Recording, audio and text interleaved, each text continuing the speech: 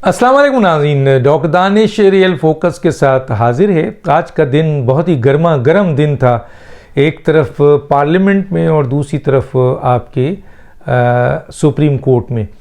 Parliament में जो गर्मा गर्मी है उस पर तो कल भी व्लॉग मैं करूँगा। बिलावल भुट्टो साहब ने पाकिस्तान की तारीख़ का एक बेहतरीन स्पीच की है और उस स्पीच के हवाले से बहुत सारी बातें हैं और उन्होंने कई अहम तरीन सवालात उठाए हैं जिसके बारे में मैं अगले व्लॉग में करूंगा। लेकिन क्योंकि एक बहुत बड़ी इमरजेंसी सामने आई है, वरना मैं उस पर व्लॉग करता, लेकिन अब जो इमरजेंसी आई है उसमें व्लॉग इसका बनता है, इसलिए मैं पहले ये वाला व्लॉग कर रहा हूँ। देखिए, इस वक्त पार्लियामेंट में कानून साजी हो रही है और उस कानून साजी में नाम दिया गया है जनाब अदालती इस्लाहात, और उसमें ख़ास तौर पे बहुत सारी चीज़ें हैं, लेकिन दो चीज़ बहुत इंपॉर्टेंट है और वो ये है इस्लाहात में कि चीफ जस्टिस का जो वन मैन शो था वो ख़त्म कर दिया है इस इस्लाहात ने। और वो इस्लाहात के तहत अब चीफ जस्टिस अकेले ना बेंच बना सकेंगे, ना चीफ जस्टिस साहब जो है सो मोटो नोटिस ले सकेंगे। अब इसके लिए 3 रुकनी सीनियर तरीन आपके कमेटी बनेगी और ये डिसाइडेड है। जिस तरह सुप्रीम जुडिशल काउंसिल में जो है वो 5 अफराद होते हैं, ये डिसाइडेड है। 1 वोट चीफ जस्टिस का होता है, 1 वोट जो है वो 2 सीनियर तरीन होते हैं, फिर चीफ जस्टिस सूबे का सीनियर तरीन 2 चीफ जस्टिस होते हैं। तो ये भी इसी तरह सुप्रीम जुडिशल कमीशन में 9 जो जजेस, उसमें चीफ जस्टिस अकेले होता है, बाकी सीनियर मोस्ट चीफ जजेस होते हैं, लॉ मिनिस्टर होता है, अटॉर्नी जनरल होता है, एक बाहर का रिटायर्ड जज होता है, एक बार काउंसिल का मेंबर होता है। तो ये कॉन्स्टिट्यूट है, उसमें इंडिविजुअल हैसियत है चीफ जस्टिस की। इसी तरह इसमें भी सुप्रीम जुडिशल काउंसिल में भी इंडिविजुअल हैसियत है। तो अब इस कानून के तहत भी जो कमेटी बनेगी, 3 सीनियर तरीन जज होंगे, जिसमें ज़ाहिर है चीफ जस्टिस सीनियर मोस्ट होता है, उसके बाद 2 सीनियर तरीन जज होंगे, वो साथ बैठेंगे और तीनों अक्सरियत से ये फैसला देंगे कि आया सूट सो मोटो लिया जाए या नहीं लिया जाए, आया बेंच अगर बनती है तो इनमें ये लोग हों या नहीं हों। ये पार्लियामेंट ने काबीना के कल के अप्रूवल के बाद आज चंद अमेंडमेंट की है। उसमें एक बड़ी अमेंडमेंट है और वो अमेंडमेंट है 184 के तहत जिन लोगों को जिनके खिलाफ फैसले आए और जिनको अपील का हक़ नहीं था, वो अपील का हक़ 30 दिन का दिया जा रहा है इस फैसले में।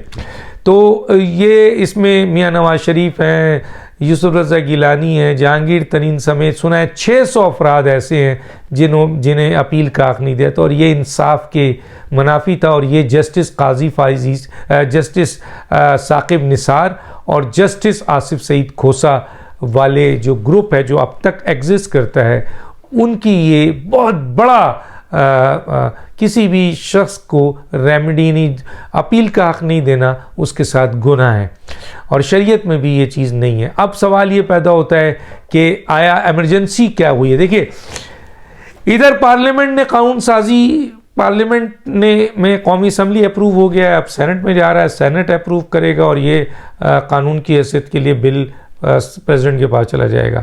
तो गोया इसमें कोई ख़बात नहीं है। इसका मतलब हम कह सकते हैं कि पार्लियामेंट ने इस्लाहात बिल जो कानून साजी के हवाले से है, ख़ास तौर पे ये वन मैन शो ख़त्म करने का ख़त्म। दूसरी तरफ ये सवाल उठ रहा था कि सुप्रीम कोर्ट, ख़ास तौर पे पीटीआई वाले इसको बहुत है, सुप्रीम कोर्ट तो मौजूदा सुप्रीम कोर्ट तो इसको स्ट्राइक डाउन कर देगा। हालांकि ये 184(3) में का फैसला जो है वो 2/3 मेजॉरिटी से होगा और दिस एंड डैट ये तरमीम है। नहीं जनाब, 191 रूल्स को यहाँ पे उन्होंने 191 को लिया है और रूल्स को चेंज किया है। और देखें, रूल्स के हवाले से ऑलरेडी 10 रुकनी सुप्रीम कोर्ट का फैसला मौजूद है। पीएलडी के सुप्रीम कोर्ट 161 में 1998 में जब 10 जजेस ने कहा था कि जी आइन और कानून के सबसे ऊपर है और रूल्स की कोई अहमियत नहीं है। तो दूसरी बात यह है कि जी आइन और कानून, फिर एक्ट ऑफ पार्लियामेंट, फिर रूल ऑफ बिजनेस, फिर दूसरे कानून, तो यहाँ पर जजमेंट भी मौजूद है। तो जो नहीं पढ़ते हैं वो ये समझ रहे थे कि बस चीफ जस्टिस साहब ने 3 जजेस बैठाने हैं, जस्टिस ज़का आपके नकवी साहब, जस्टिस मज़ाहिर नकवी, जस्टिस एजाजुल हसन और जस्टिस मुनीब, और इस फैसले को उड़ा के फेंक देंगे, बेंच बनाने का इख्तियार भी इन्हीं के पास है। ये पीटीआई, ख़ास तौर पे पीटीआई वालों के लिए ये बड़ी खुशी। और फिर जस्टिस जमाल मंदोखेल साहब ने जो रिमार्क्स कल दिए थे, उस रिमार्क्स को इतना पीटीआई ने पीटा है, फवाद चौधरी, इमरान खान ने, कि जनाब जस्टिस जमाल मंदोखेल ने कहा कि ये हमारा इंटरनल मैटर है। आज जस्टिस जमाल मंदोखेल इस पर सिरापा हो गए और उन्होंने चीफ जस्टिस की मौजूदगी में, हालांकि चीफ जस्टिस इनको रोक रहे थे, उन्होंने कहा बिल्कुल नहीं, मुझे बताने दीजिए कि जनाब मैंने इसको इस कॉन्टेस्ट में नहीं कहा है, ये फैसला है और इस फैसले में कोई वो नहीं, और ये फैसला पब्लिक भी हो चुका है।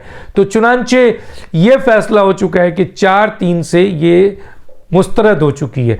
यही अभी एक बड़ी बात मौजूद थी कि आपके कोर्ट ऑफ ऑर्डर जो होता है वो असल में होता है, और कोर्ट ऑफ ऑर्डर इशू ही नहीं हुआ था, तो चुनांचे कैसे इलेक्शन कमीशन ने ये फैसला मान लिया 3-2 वाला, क्योंकि जो कोर्ट ऑफ ऑर्डर इशू होता है उसमें वो तमाम जजेस के सिग्नेचर्स होते हैं, तो इसको भी उठा लिया गया है। और इस बुनियाद के ऊपर आपके एक कहना, कोई कन्फ्यूजन कहता है, कोई कहता है कि जमाल मंदोखेल साहब ने आज पर्चे उड़ा दिए हर चीज़ के, और चीफ जस्टिस के सामने उन्होंने कहते हैं बहुत सॉलिड आर्गूमेंट्स की और लोगों को, और पीटीआई के लिए तबाही हो गई, पीटीआई का रोना शुरू हो गया, पीटीआई ने चीखना शुरू कर दिया। फवाद चौधरी ने कहा यू टर्न ले लिया, किसी ने कहा यू टर्न ले लिया जमाल मंदोखेल ने, हालांकि जमाल मंदोखेल साहब ने यू टर्न नहीं लिया। उन्होंने बिल्कुल सही कहा था कि उन्होंने कहा था कि रूल्स तो जाहिर है सुप्रीम कोर्ट नहीं बनाना है, उसका एक इंटरनल मैटर है, लेकिन फैसला तो फैसला है, वो तो पब्लिक हो गया, वो तो मार्केट में आ गया, अब उसको कैसे ले सकते हैं।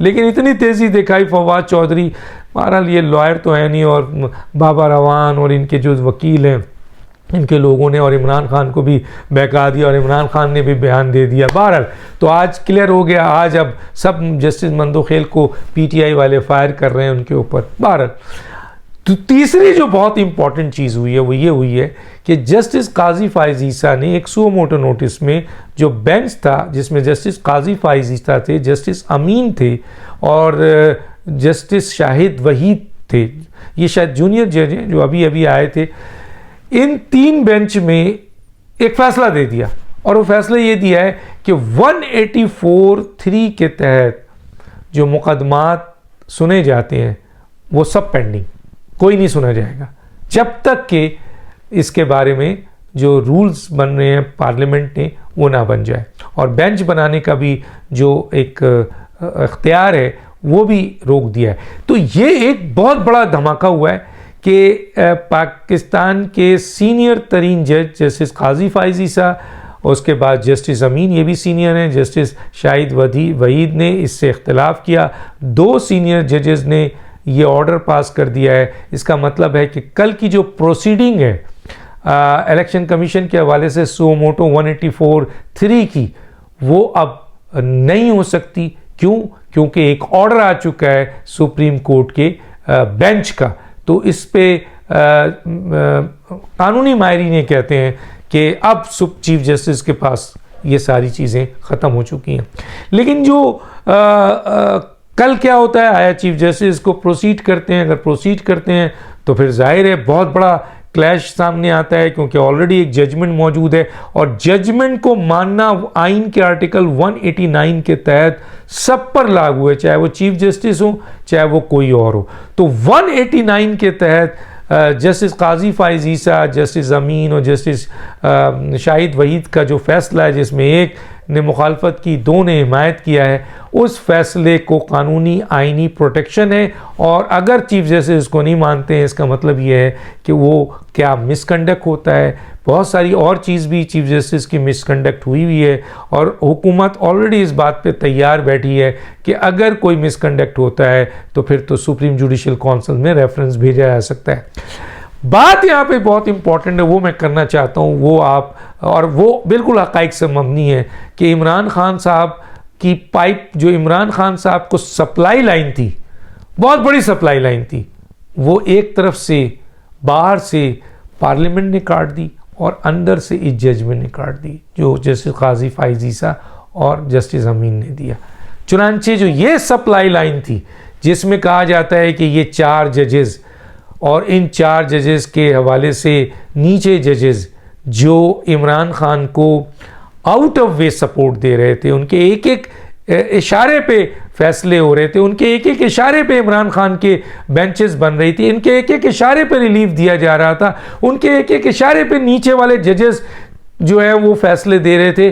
अब उस पाइपलाइन को जो बहुत ही मेजर सप्लाई थी ऊपर से नीचे आके फिर नीचे फैल जाती थी, उस सप्लाई पाइपलाइन को अब जो है वो जनाब पार्लियामेंट ने बाहर से काट दिया है और अंदर से इस जजमेंट ने काट दिया है। चुनांचे कानूनी तौर पर यह कहा जा सकता है कि अब चीफ जस्टिस साहब जिनके पास एक्स्ट्रा ऑर्डिनरी शाही डिक्टेटरशिप पावर्स थी, जिसकी बुनियाद पर वो ना सिर्फ सुप्रीम कोर्ट बल्कि इंतजामिया बल्कि पार्लियामेंट बल्कि लोअर जुडिशरी सब पर हुकूमत करते थे, वो ख़त्म। एक तरफ ये ख़त्म, दूसरी तरफ इमरान खान की सप्लाई लाइन ख़त्म।